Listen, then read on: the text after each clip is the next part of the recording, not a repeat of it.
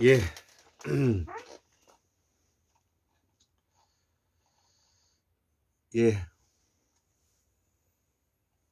2023년 1월 31일, 오늘 2023년 1월 달이 마지막 날입니다.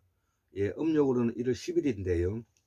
앞 시간에 이제 강의했던 우리 이제 고 유창균 박사님의 문자에 숨겨진 민족의 연원, 이런 책을 이제 집필하셨는데, 제가 그 책을 구하지는 못하고, 제가 우리 유창균 박사님의 그 책에 문자로 새겨진 문자에 숨겨진 민족의 연원이라는 우리의 글씨를 써가지고 이제 그 책과 대변을 하고 있는데요.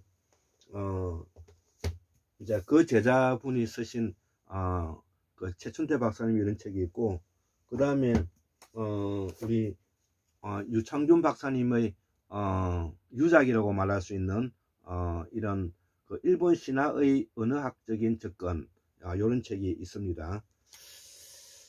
자, 그래서 문자에 숨겨진 유창균 박사님에 대한 내용을 오늘 조금 더 보충해서 설명을 해보고자 합니다. 그래서 유창균 박사님의 주장은 한자의 기원은 한국어이며 한자는 한국민에 의해 만들어졌다는 새로운 학설을 제기한 책이 출간되어서 알려졌던 것이죠. 문자에 숨겨진 민족의 연원이라는 책입니다.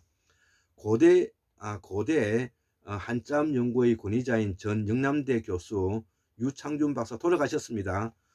유창균 박사가 쓴 문자에 숨겨진 민족의 연원이란 이 집문당에서 펴냈는데 저는 아직 이 책을 못 구했습니다. 그래서 한자로 불리는 문자가 본래 중국어를 표기하기 위한 문자가 아니라 우리말에 결합된 문자라는 놀라운 주장을 담고 있다는 것이죠. 자, 그래서 한자를 통해 한민족의 연원을 찾아보려는 것이 이 책의 집필 동기라고 밝힌 저자 유창균 박사님은 자신의 주장을 뒷받침하기 위해서 먼저 한자의 형성과 그 성격에 관해 규명하였다는 것이죠. 자, 그래서 한자는 중국어를 적기 위한 중국의 문자로 만들어진 것이라는 지금까지 일반적인 견해다 이거죠. 그러나 유창균 박사님은 이러한 일반적인 상식을 완전히 뒤덮어 한자는 최초로 한국인에 의해 만들어졌으며 거기에 결합된 언어는 한국이었다는 사실을 어문과 어휘, 통사를 통해 예를 들어서 증명하고 있다는 것이죠. 그래서 유창균 박사님은 2000년 전에 중국의 문자로 자리 잡은 한자의 이전 단계, 즉 문자가 발생한 고대 어느 나라의 각불문에서 한자라는 이름으로 불려지던 이전의 단계까지의 중심으로 그동안 논의된 내용과는 전혀 다른 시각에서 관찰했다는 것이죠. 따라서 한자라는 말 대신에 문자라는 용어를 쓴다.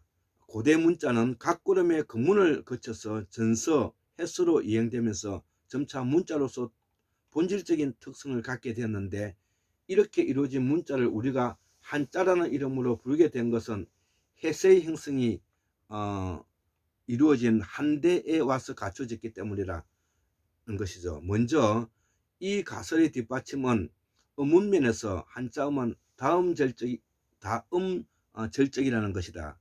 저자는 어형의 구성에서 성모, 운부의 모음, 운미 등의 여러 측면에서 규명, 한자에 결합한 최초의 음형이 다음 절적이었음을 증명하고 있다는 것이죠. 그런데 이 고립어인 중국어는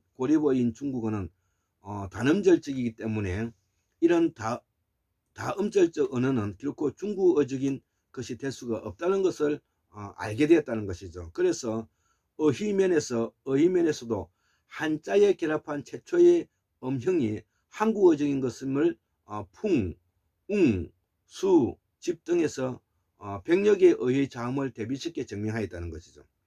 또 본래 중국에는 조사가 없는데 한국에 의한 이 문자가 중국에 들어감으로써 한국의 영향을 받아 생겨났다고 주장한다는 것이죠.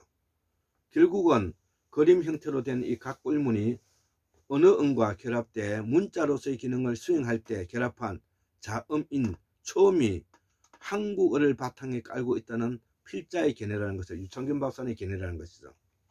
나중에 이 문자에 결합했던 음이 중국에 들어가 중국의 문자로 자리 바꿈하면서 점차 중국의 음문체계로 개편되었다는 주장이다 이거죠.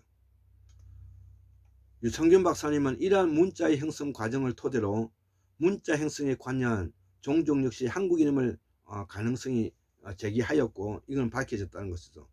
이 가설이 증명된다면 상고사는 중국의 상고사가 아니라 우리의 상고사라는 사실에 귀착되고 상고실의 동의정은 바로 예족에 근원하며 이들의 본거지는 소위 요순대의 구주 황하를 중심한 지역에 해당한다고 말할 수가 있고 결국 한민족의 삐르가 예에 있으며 조선이라는 말의 유래도 조예에서 유래했다는 것이죠.